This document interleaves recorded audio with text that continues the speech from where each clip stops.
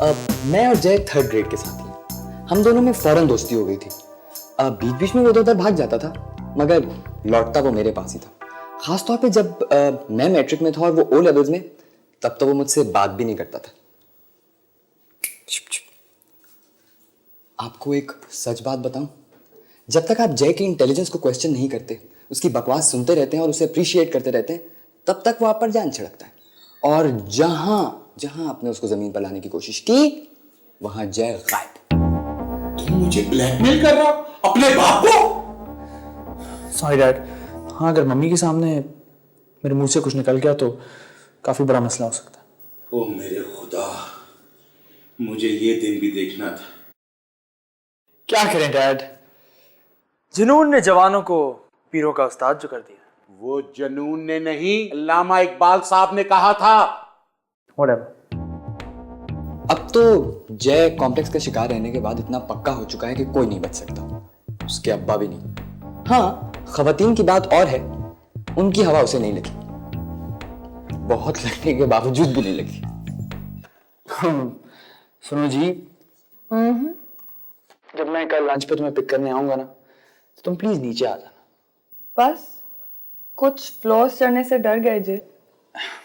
नहीं नहीं, ये बात थोड़ी है। देखो, एक दो फ्लोर होते तो बात भी थी। तुम्हारा ऑफिस तो है भी 8th फ्लोर पे ना, ऊपर से तुम्हारी लिफ्ट खचाखच भरी रहती है यार। पता नहीं मर्द हजरात में क्या कुछ नहीं करते। अच्छा अच्छा, तो तुम चाहते हो कि मैं उस लिफ्ट में चढ़ूं या मैं 8 फ्लोर्स उतर के तुम्हारे पास आऊं, है ना? मैं आऊंगा मैं आऊंगा मैं आऊंगा। That's like a good boy. मेरी एक दोस्त है इरसा, मैं तुम्हें उससे भी मिलवा दूंगी। मैं नहीं आऊंगा। समझ रहे ना आप मेरी बात? अच्छा, ये आफत कब तक नाजिल रहेगी? नाज़िल तो चीजें एक ही दफा होती हैं डैड, कभी ना जाने के लिए। जैसे आप और मैं। ये बेचारा तो मासूम लड़का है, ज्यादा देर नहीं चलेगा।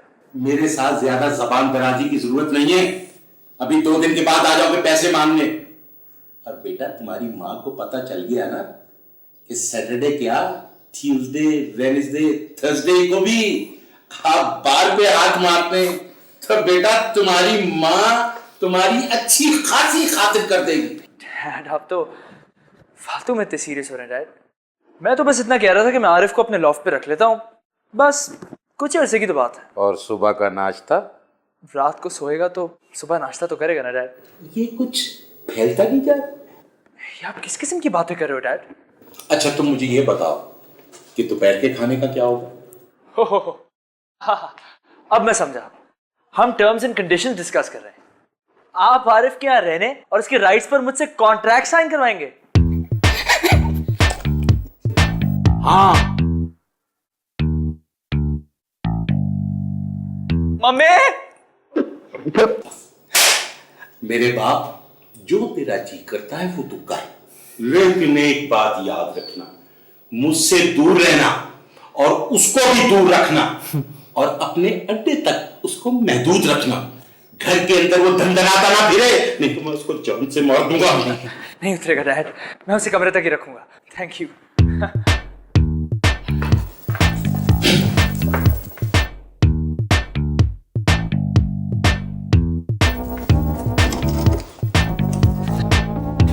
अबे तू क्या कर रही है? अंदर चल, तू चले, हुआ क्या है? अबे पता तू लगे। अबे चल यार, अबे क्या है यार? बुड्ढा बहुत पक्का है यार। अब्बा है तेरा। हाँ, याद दिलाने का बहुत बहुत शुक्रिया।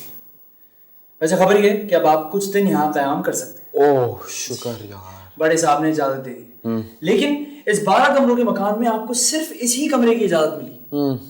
इस कमरे की? इस ही कमरे की, समझ रहे हैं आप? जी हाँ। मेरा चाचा भी जब यहाँ आता है ना, तो होटल में कमरा बुक करा। अच्छा, पता है क्यों? क्यों? वो कहता है उसका यहाँ दम घुटता है। ओह माय गॉड, इसीलिए मैं पाकिस्तान नहीं आता भाई, तुम मुझे जीने नहीं दोगे। कभी तुमने अपने आप को शीशे में देखा है? अरे तुम जैसे को तो जीने देना ही नहीं चाहिए। बड़ा सूफी चाचा है भाई तेरे।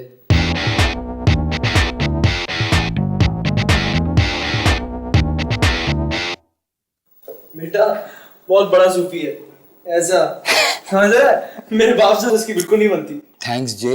अब पता है मैं तेरा ये कमरा बहुत जल्दी खाली कर दूंगा, तो फिक्र ना कर। कमरा ऐसे ही रहने देना, खुद को रिमूव कर लेना, वरना मेरा बाप तुझे क्या मुझे भी यहाँ ज्यादा देर नहीं टिकने देगा। देख, अब खादिम अपनी खाला से बात करने गया है, इस दफा मुझे लगता है मेरा काम बन ही जाएगा, तू देखना। हो ही जाए बेटे, वरना मेरा बाप है ना तुझे यहाँ माली भी नहीं रखेगा।